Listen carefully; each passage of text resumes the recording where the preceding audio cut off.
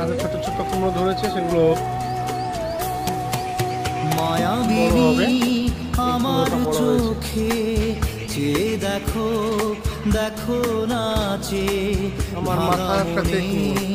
আমারও আছে কত আশা। কুমড়ো ফুলের বড়া কে কে খেয়েছেন কমেন্ট করে জানাবেন খেতে কেমন লাগে।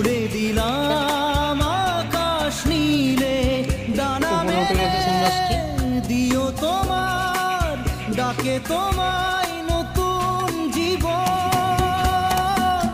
স্মৃতিগুলি কখনো যদি